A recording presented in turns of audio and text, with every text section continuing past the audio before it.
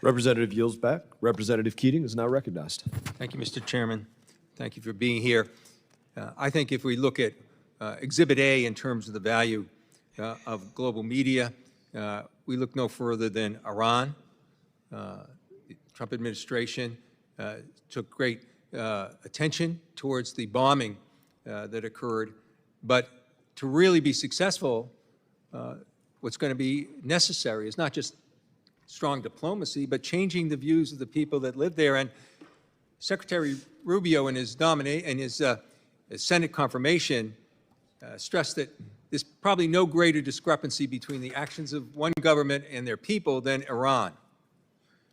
And even before this action, before the war, 6.6 million Iranians, 10% of the adult population, got their news from FARDA, Radio Free Network that's there. And it's produced in an agency that you sought to terminate the contracts of at a time when it's needed more than ever. What's up, everybody? Welcome back to the channel. Okay, so once again, we see Democrats getting on the 20% side of an 80-20 issue, and they're just floundering on this issue right here. Okay, so as you can see, Kari Lake is testifying in front of the Foreign Affairs Committee, and this is great. I love me some Kari Lake. She brings the facts. She brings the logic. And this Democrat right here, you're going to be kind of shocked. Now, that intro kind of gave it away a little bit as to what he is actually advocating for, but you're going to be kind of shocked on this one. So y'all make sure and check this out. Watch all the way to the end because it's good. At the end of this clip's pretty good.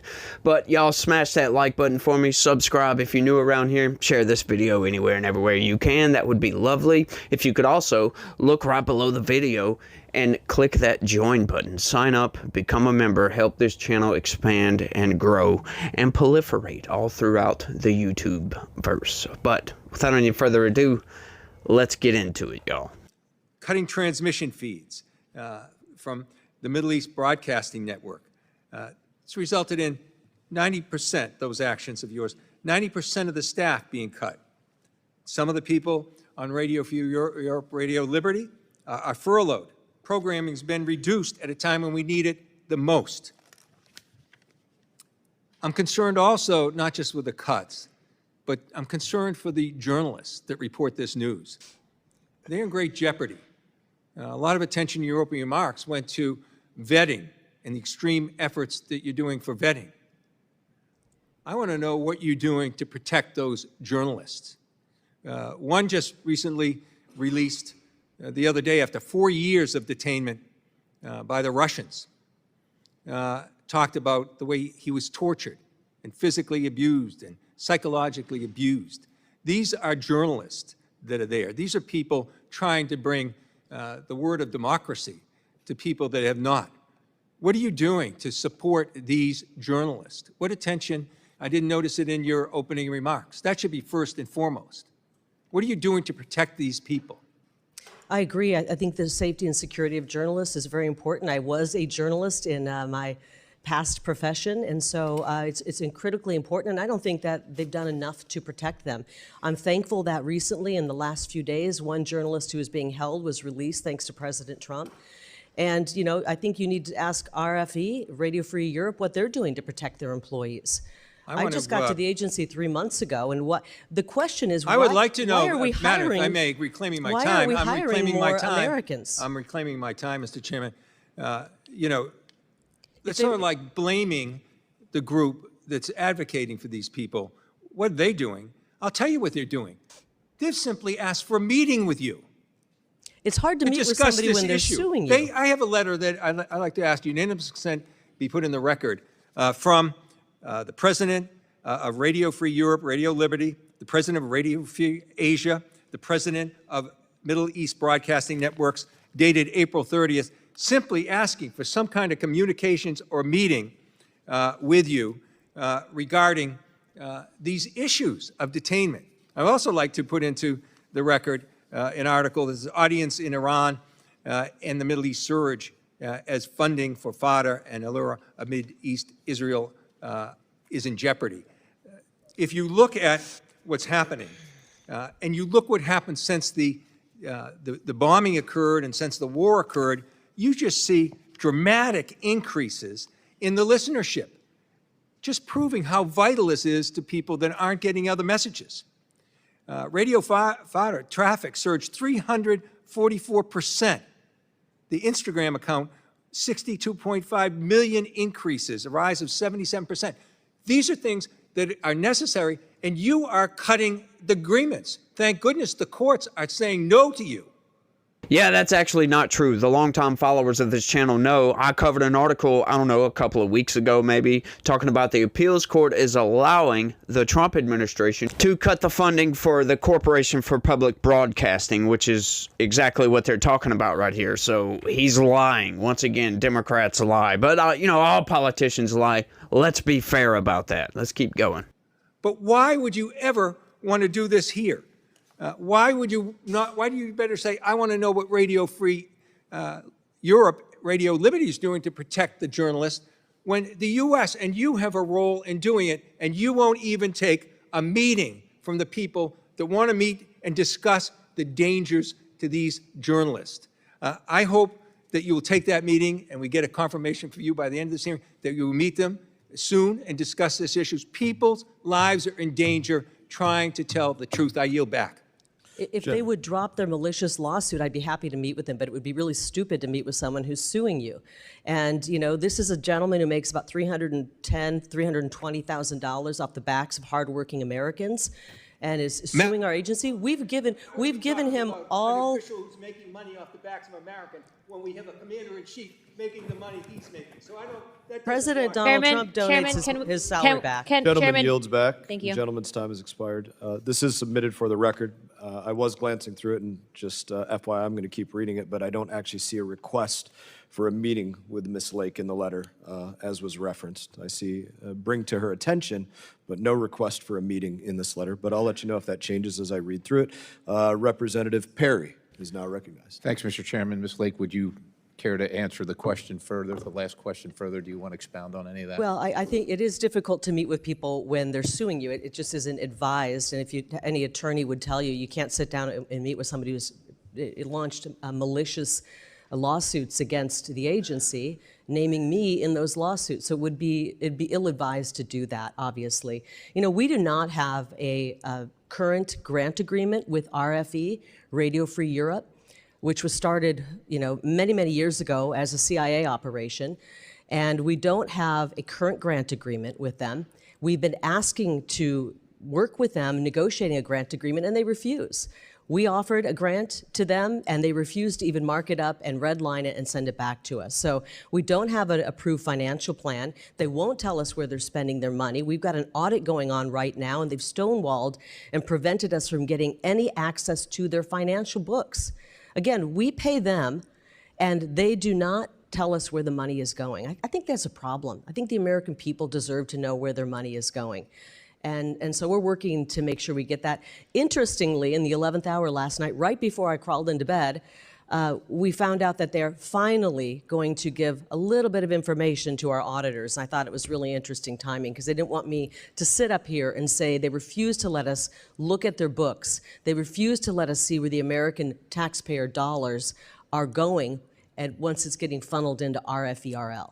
Yeah, so that's just fascinating. Like I always say, when these politicians, they say, "Oh, reclaiming my time," that means whoever was testifying, whoever was speaking, is about to say something that politician does not want everybody to hear, right? We don't want to hear about that, right? Once again, they manipulate through omission. This is what Democrats do. This is their playbook. They are the manipulators in chief. Now, once again, to be fair, Republicans do this as well, just not to the same degree that Democrats do. His whole subject matter for that entire 5-minute discussion was pretty much, how come you're not protecting our journalists over here? And hang on just a second. Radio Free Europe or Radio Free wherever, right? East China, whatever it may be. That's companies. They don't get all of their funding from the American government, from your tax dollars, right? And then, once again, like Kari Lake was talking about, they don't let us see where those tax dollars actually go. That's a problem, folks. That's a major problem because you could just funnel that money somewhere else. Does it go into their pockets? Are they paying bonuses to these people so they can get, vacation homes, a winter vacation home, a freaking summer vacation home, a spring vacation home, blah, blah, blah. You get it. Yachts and all this other stuff. So where's this money going? The taxpayers want to know. This is why we have oversight, folks. This is why we have audits, and we have these gigantic institutions that go around and audit the government, like Doge. But however, Doge was sued into oblivion because the government decided, hang on, we're going to audit the government, and then outside groups, NGOs. All right, like some of these lawsuits should have never been able to take place because we have, say for USAID. USAID would cut grants to these NGOs. Trump comes in and says, nope, we're going to cut this out. Stop it. Just right now. We're going to put a freeze on all this. These very NGOs sued the government to stop Doge from auditing USAID.